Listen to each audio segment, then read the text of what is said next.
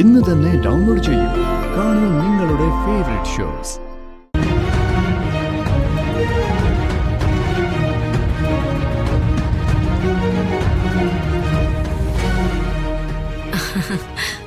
അല്ല, എന്താ വേണോട്ടനും തട്ടുംപുറത്ത് അമ്മയും കൂടി? തട്ടുംപുറത്തമ്മയല്ല, മുണ്ടയ്ക്കലമ്മ. സോറി മുണ്ടയ്ക്കലമ്മ. ഇവര് ഈയിടെയായി ഭക്തിമാർഗ. ഏതു നേരവും പുരാണ ഗ്രന്ഥങ്ങൾ വായിച്ചുകൊണ്ടിരിക്കണം. എന്നാലേ ഇവർക്ക് സമാധാനം കിട്ടുള്ളൂ. ഞാനൊരാശ്രമം തുടങ്ങാൻ പോവാ രൂപിണി. ഓ ആണോ?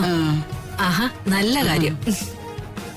ആ വേണോട്ടാ, രാധമ്മയും പ്രിയൊക്കെ എവിടെ? അതെ, രുക്മിണിയുടെ മരുമോക്ക് വ്യാഖ്യൂൺ. അവര് ഉണ്ണിയപ്പം ഉണ്ടാക്കുക.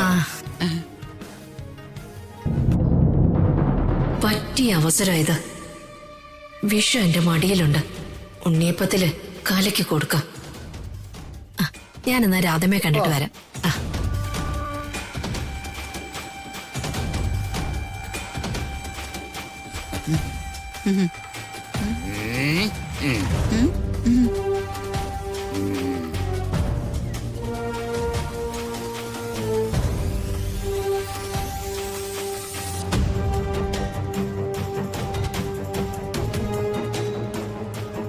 ആഹാ, വയ്ക്കടയോടെ ഇങ്ങനൊരു കൊതിച്ചി.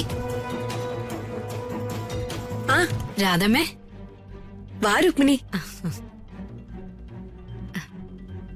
ഇപ്പം വിഷം കലർത്തിയാൽ അത് ഇവളുടെ പെടലിലേക്ക് വയ്ക്കാം. അതോടെ രാജു ഇവളെ അടിച്ചു പുറത്താക്കും. നല്ല ഒന്നാന്തര ഐഡിയ.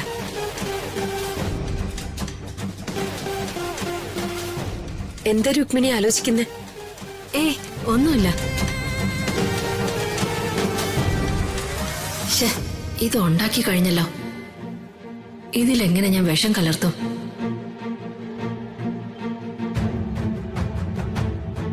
ഈ 3 പേരുടെയും കണ്ണു വെട്ടിച്ചിട്ട് വേണം ചെയ്യാൻ. എങ്ങനെ ചെയ്യും?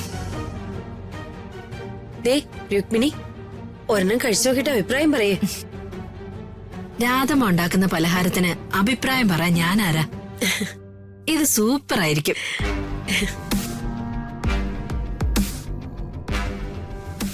ഇതില് എന്റെ ലക്ഷ്യം നടക്കുമെന്ന് തോന്നുന്നില്ല.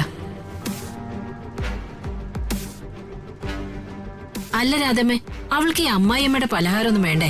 അത് രുക്മിണി അവളോട് ചോദിക്കാഞ്ഞിട്ടല്ലേ? അത് ശരിയാ. എന്റെ മകനെ ഞാൻ തിരിച്ചു വിളിക്കാൻ ശ്രമിച്ചു. അതെങ്ങനെയാ? അവനൊന്നും മയപ്പെടണ്ടേ രാധമ്മേ? സ്നേഹത്തില് വിളിച്ചാ മതി രുക്മിണി. അവര് 2 പേരും വരും. അങ്ങനെ 2 പേരെയും കൂടി ഞാൻ വരുത്തത്തില്ല. അവനെ ഞാൻ വരുത്തും. അവന് വേറെ കല്യാണവും കഴിപ്പിച്ചു കൊടുക്കും. എന്നാ പിന്നെ നിങ്ങൾ എല്ലാരും കൂടി നിക്ക്.